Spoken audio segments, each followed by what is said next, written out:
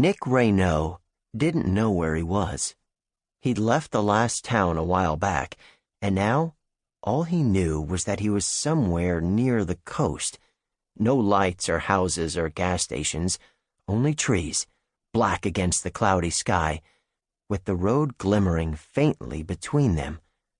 Night was falling, along with the temperature. He was cold and hungry, and not far from being scared. As far as he could tell, it had been 2 days since he'd stood on the highway with his thumb out, waiting for a truck to pick him up and take him as far away from beaten Maine as the road would go.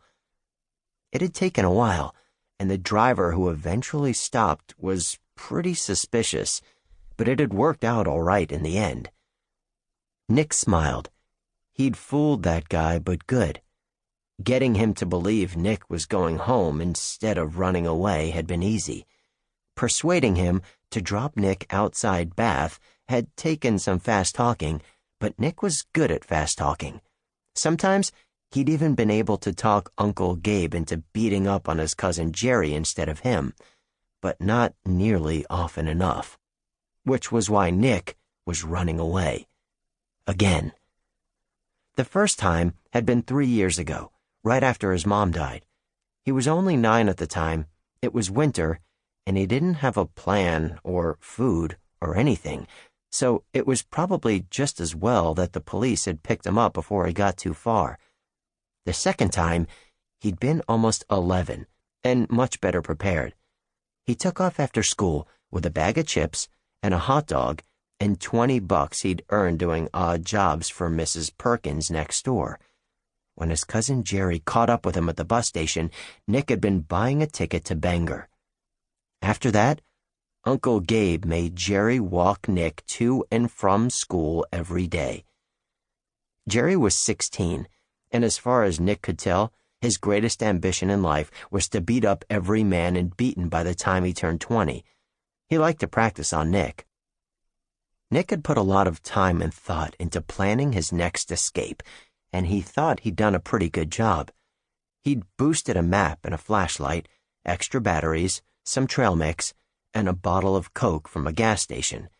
He'd stuffed his emergency kit and some clean clothes into Jerry's old backpack and hid it under his bed, ready to grab when he saw a chance to make a clean getaway.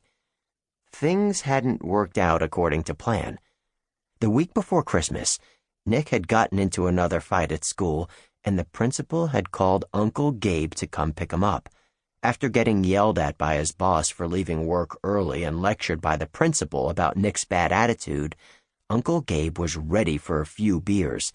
When they got home, he gave Nick a couple of licks on account and locked him down cellar, promising him the rest of his larruping later. Nick decided he wouldn't be around later. He crept up the cellar stairs and listened at the door. A deafening hubbub of revving, screeching, and crashing told him Uncle Gabe was watching the stock car races, turned up high. Nick figured he could probably blow the house up right now, and the old so-and-so wouldn't notice until he was halfway to the moon.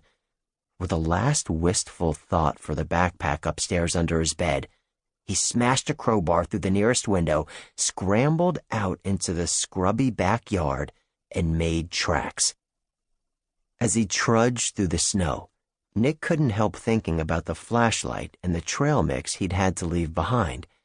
It could have been worse. He had his jacket and boots, and the suspicious truck driver had stood him a hot dog and a Coke.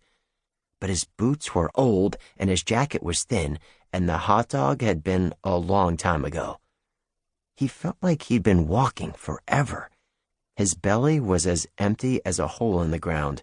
His feet were like concrete blocks, and he was shivering like a wet dog.